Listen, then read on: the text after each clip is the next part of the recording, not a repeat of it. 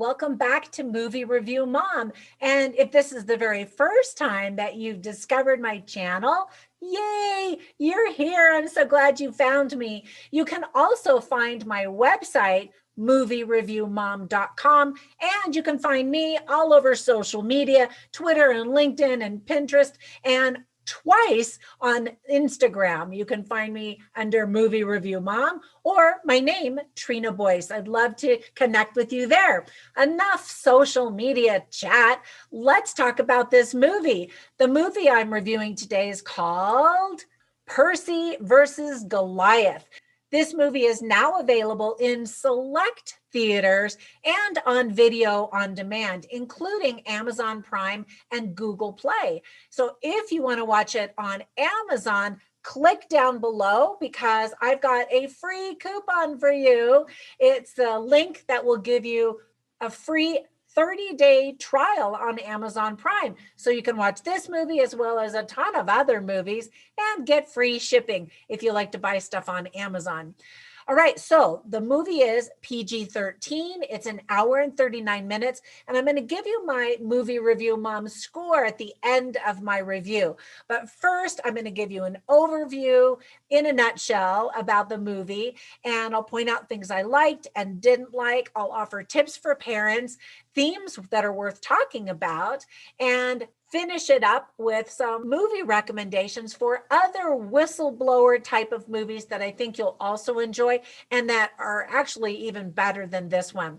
All right, so let's dive in. In a nutshell, this dramatic movie is based on a true story about a Canadian farmer who battled Monsanto all the way to the Supreme Court in Canada about their pesticide-laden, genetically modified seeds.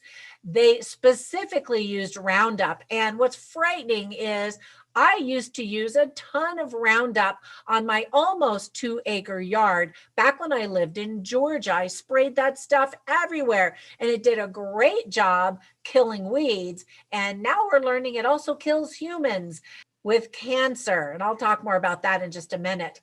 But Percey versus Goliath tells the true underdog story of a small town farmer who in 1998 challenged a major crop conglomerate, Monsanto, after being accused of using the company's genetically modified product. He always used his own seeds, but without permission, the Monsanto people went out there into his fields and got some samples and claimed that they found their product, their seeds in his crop. And so he therefore owed him money for not only the seeds, but also some of the proceeds of the crops. Well, obviously that began the battle. So despite having little to no money to fight the legal battle, Percey Schmeiser, and that's his real name, became kind of a folk hero among similar disenfranchised farms who were all fighting similar battles around the world. So if you're getting really tired of big corporations and big governments bullying the everyday man, you'll find this dramatic telling to be interesting and even educational. So here is a list of the things that I really liked about the movie. First of all, the movie's title is a nod to the 2009 documentary about this true story. It was called David versus Monsanto. This one now is, David and Goliath. So this one is Percey versus Goliath. There's something truly magnificent and magnetic about Christopher Walken, no matter what role he plays. And in this movie, he plays a third-generation farmer, canola farmer specifically, and he's just a salt of the earth kind of guy. He's definitely a believable little guy trying to fight Goliath, the ballsy Monsanto company that sues him for a ton of money over what the movie shows is kind of sketchy claims. In real life, Percey Schmeiser was actually a pretty successful businessman. He even owned a gas station and a farm equipment dealership before Monsanto came into town to become the local bully. Still, Percey was shy and didn't seek the limelight and certainly didn't want to get into a massive fight like this and a legal battle. Walken in his acting shows, I think, a lot of restraint and respect to the real man. And he definitely doesn't overdo the sentimentality of this role, which I thought was really wise of him. Now, another actor in the movie is Zach Braff. And I've adored him ever since he starred in the goofy medical sitcom called Scrubs. Did you ever see that? I just thought that that was really cute, and it really illustrated his playful personality. Well, he does a very good job in a very different kind of role as an inexperienced attorney who is aging and walks with a cane. We never really learn about his physical ailments, but we definitely learn about his heart. And I don't want to give any spoilers away about that. There's a really lovely soundtrack that provides kind of a folksy background to this story about this agricultural region and community of Canada. Some people say that the music isn't serious enough, considering the dramatic, serious issues of this story, but I thought it added a little bit of needed airiness to it without being too cheesy and silly, I guess you could say. I also really love getting to travel in movies. And in this movie, we get to go to India. It's really fascinating and sad to learn about all of the suicides that took place in India due to similar farming lawsuits in that country. I also love that the movie really showed the connection that all farmers have around the world, regardless of where they live, and that their struggles to put food on the table is real and honorable. We get to see some beautiful widescreen compositions that feature the farmland in Canada mostly, but even a little bit in India. The movie does a really good job, I think, of pointing out the scary truth of how agribusiness and greedy corporations can easily control our food supply. It just might make viewers think twice about the food that they're putting into their mouths, and maybe even decide to become more vocal about what we demand from our farmers and the corporations that are involved in getting that food to our table. You get to see pictures of the real Percey Schmeiser and his wife at the very end of the movie, as well as learn a little bit more about them through some text that's written on the screen at the end. Now, there were some things I didn't like about the movie or thought that could have been handled better, I guess you could say. Overall, I think the movie is very good, just not as good as I wanted it to be. It somehow misses the mark of being full-blown epic. It falls far short, sadly, of the groundbreaking whistleblower movie Erin Brockovich. In fact, there's a little Erin Brockovich moment, like when Julia Roberts' character offers this contaminated water to the lawyers. In that movie, that moment was really powerful. In this movie, it just kind of felt like a copycat moment. Despite this heated topic, the movie doesn't really pack the emotional punch that it really should. And that was really disappointing. I'm not sure exactly what was missing, if it was just the writing or the editing or what, but it kind of felt a little bit more sanitized in the telling rather than being overly sentimental and melancholy, maybe. That's a tough line to straddle, I think. Some of the writing just felt a little weak, and even some of the editing felt a little bit weak. There isn't really much humor to balance out the drama and the seriousness of the issue. Christopher Walken's son in the movie is just kind of a constant frowning rain cloud. He's always complaining and frowning and angry. And of course, I can understand they had a difficult thing to go through, but again, there wasn't that balance or contrast. Whereas the opposite extreme is his wife, who's just kind of always a happy giggler. No matter what's going on, she just kind of laughs and is all, ha, ha, ha, despite the drama and the seriousness. So again, it's a tough line to straddle. Their daughter, however, is totally adorable and represents the hope of farming in the future. There are a couple of other actors, and one plays Rebecca, who is an environmental activist. It seemed like her motivations felt a little mixed and even forced at times. So you weren't sure, is she really a good person or an opportunist, and maybe a little bit of both. And then Percy's wife, Louise, is played by Roberta Maxwell.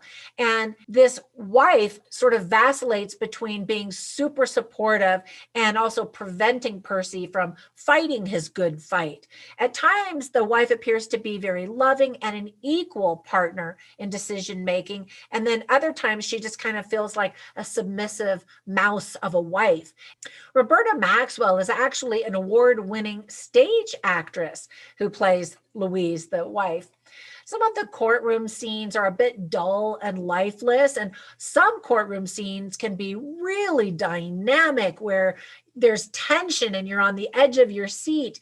And I just didn't get that from this movie also. And maybe that's what helped to prevent feeling that tension, and it lowered the stakes. So you kind of were watching it not as emotionally invested as you could have been. One important point that seems to really be missing from the movie is the fact that the pesticide Roundup is extremely toxic and has now been linked to cancer. In the movie, Monsanto was very proud to talk about Roundup. And of course, back then they were, but it seems like more could have been added to the story about that, or maybe some foreshadowing even, but that really wasn't an aspect or an element of the story. Just last month, I actually received a letter in the mail inviting me to jump on a class action lawsuit against Roundup if I had been able to prove that I had experienced negative health effects. Now, like I said, I used a lot of Roundup back in the day on this large piece of property, and I just shudder to think about all those chemicals that were in my grass where my children and I played. And that's just kind of crazy to think about. Roundup was sort of the big solution to the problem at the time. And so maybe more than anything else, this movie can be a cautionary tale to help us think more about what we're putting into the environment, what we're contributing, and what we're putting into our food supply as well. All right, now let me give you some tips for parents. First of all, kids are going to be extremely bored, and I admit so will some adults. A man pees on a sign, and other than that, there's just a lot of talking in the movie, really. There is talk of suicide, specifically when Percy goes to India, and that's a big topic of discussion there. You definitely don't see anyone commit suicide. Let me point out some themes that are worth talking about with your family if you choose to watch this together.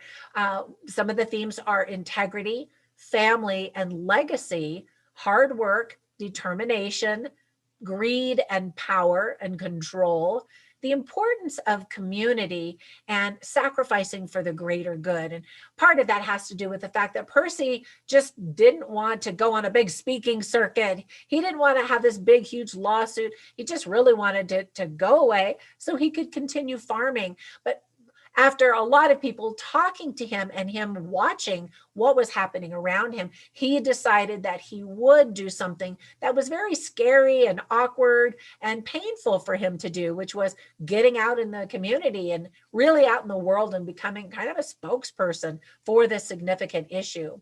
So normally when I watch movies, I write down the funny lines and the interesting lines so I can share them with you, and you can kind of get a feel for the flavor of the movie. I always put them on my website, moviereviewmom.com, so you can go there and read all of them. But really for this one, I didn't have any funny lines that were worth writing down. I'll share an interesting line with you, and this was actually spoken by an Indian farmer when Percy goes to India to speak at a worldwide conference about farming and agriculture and this issue specifically. This Indian is played by Pathy Ayar, and he says to Percy, "Don't measure the results of the action, measure the effort. Most importantly, do the right thing." And that really is the theme throughout the entire movie, is what is the right thing and can you do it? are you willing to do it? And who's not doing it? And why aren't they doing it? And that kind of thing. So it is to do the right thing. All right. With all of that being said, my overall movie review mom grade for this movie is a B minus. So now before we go, let me give you some recommendations for 3 movies that are whistleblower type of movies that I think you'll really enjoy if you like this one. And if you don't like this one, I think you will like these ones that I'm going to recommend. The first one being, of course, Erin Brockovich, starring Julia Roberts. It's also based on a true story and really does a great job of balancing education with entertainment, truth with a little bit of fiction, humor with a lot of drama and tension. So I thought that that was an excellent movie. Another movie, lesser known, is called The Constant Gardener, also a true story. And then finally, The Insider, also a true story about a whistleblower. Those other 2 are a little bit older, but also very good. So check those out if you're interested in a topic about agriculture, specifically human health and the environment. All right, that's it. Thank you for subscribing and liking my video. That actually helps me a lot, believe it or not. You can also support me over at Patreon. And I hope that if you watch this movie, you enjoy it and that you'll join me for my next movie review or trailer reaction. Until then, bye for now.